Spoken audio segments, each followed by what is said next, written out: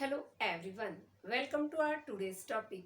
अपने पिछले लेक्चर में हमने सेल साइकिल और सेल डिवीजन को शुरू किया। आज के टॉपिक में हम टाइप्स ऑफ सेल डिवीजन देखने वाले हैं। There are mainly 3 types of cell division, amitosis, mitosis and meiosis. Okay, कितने डिवीजन हैं? 3 टाइप्स, जिनको हम अपने अलग अलग पार्ट्स में देखेंगे। पार्ट 1 में हम देखेंगे अमाइटोसिस, पार्ट 2 में हम माइटोसिस देखेंगे एंड फर्दर देन मायोसिस। तो let's begin with today's topic, that is amitosis. अब क्या है ये प्रोसेस और किस तरह का ये सेल डिवीजन है? अमाइटोसिस जो है कौन कौन से ऑर्गेनिजम्स में ये दिखाई देता है?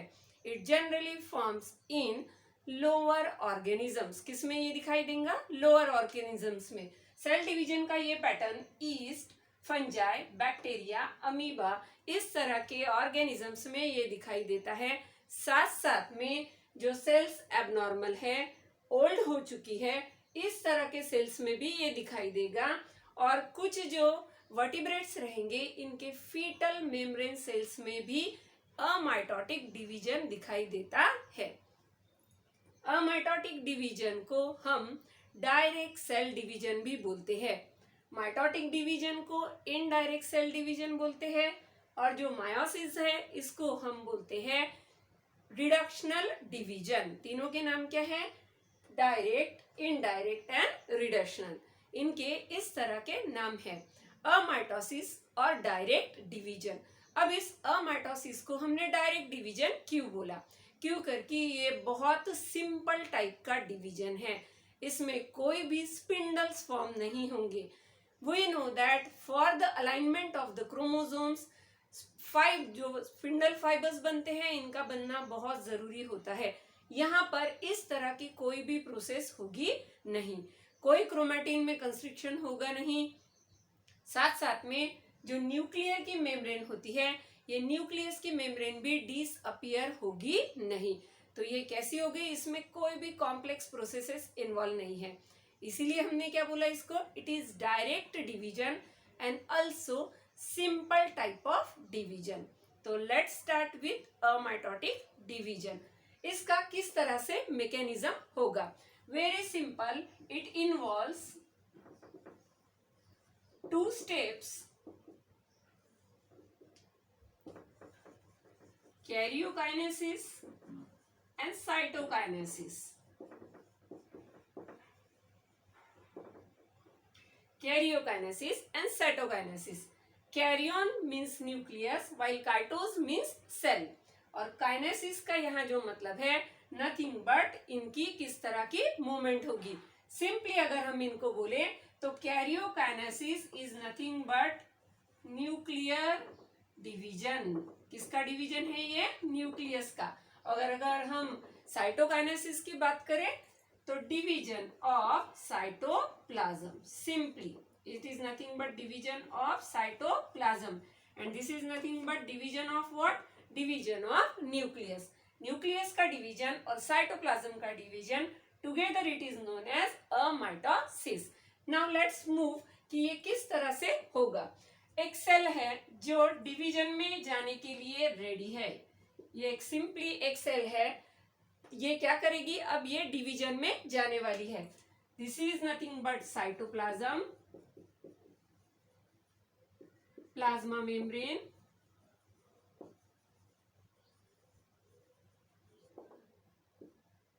ये जो है this is nucleus, nucleolus. Okay, एक सेल में हमने देखा this is nucleus, cytoplasm, plasma membrane and nucleolus. Now क्या होगा? What will happen?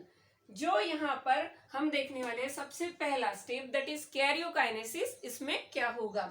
सिंपली जो न्यूक्लियस है, इसकी न्यूक्लियर जो मेम्ब्रेन है, ये इस तरह डम्बेल शेप हो जाती है। देखो कैसा शेप है ये?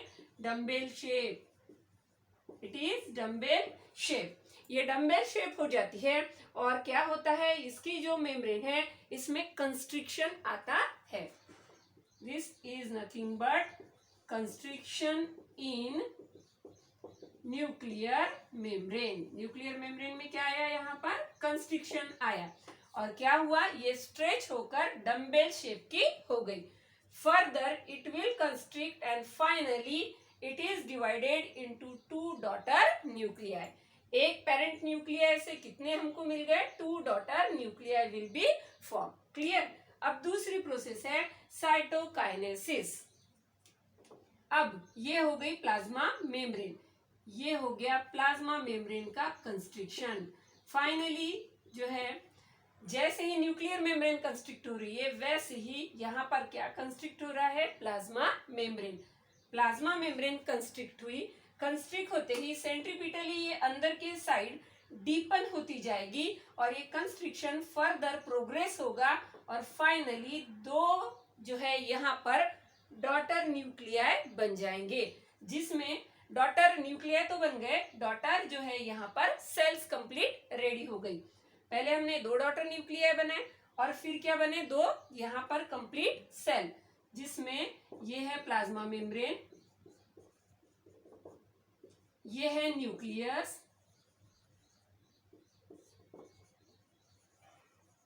ये है साइटोप्लाज्म. ओके, ये क्या हुआ? साइटोप्लाज्म. और ये जो है न्यूक्लियोलस, ये क्या है दोनों भी सेल में? Nucleolus. From one cell finally we are going to get how many cells? 2 cells. इस प्रोसेस को हमने बोला this complete figure is of stages of a mitosis. ये क्या है? किसकी स्टेजेस है? ये अमाइटोसिस की स्टेजेस है. यानी ऐसा सेल डिवीजन जो सिंपली 2 प्रोसेस में कंप्लीट हो जाएगा, कैरियोकाइनेसिस एंड साइटोकाइनेसिस. कौन कौन से ऑर्गेनिजम्स में दिखाई देगा? Yeast, fungi, bacteria, amoeba, old cells, abnormal cells, इस तरह अलग अलग सेल्स में ये दिखाई देता है. Generally it is a common feature of lower organisms. अगर हम अब अमाइटोसिस के कैरेक्टरिस्टिक्स की बात करते हैं तो सबसे पहले जैसे हमने देखा यहाँ पर स्पिंडल्स फॉर्म नहीं हुए हैं, नो फॉर्मेशन ऑफ स्पिंडल्स और नो सिंथेसिस ऑफ स्पिंडल्स. फिर यहाँ पर क्रोमैटिन में कोई भी कंस्ट्रिक्शन हुआ नहीं. न्यूक्लियर मेम्ब्रेन कहीं पर भी डिसअपियर नहीं हुई, it retain throughout the process. पूरी की पूरी प्रोसेस में nuclear membrane as it is ऐसी की ऐसे रही.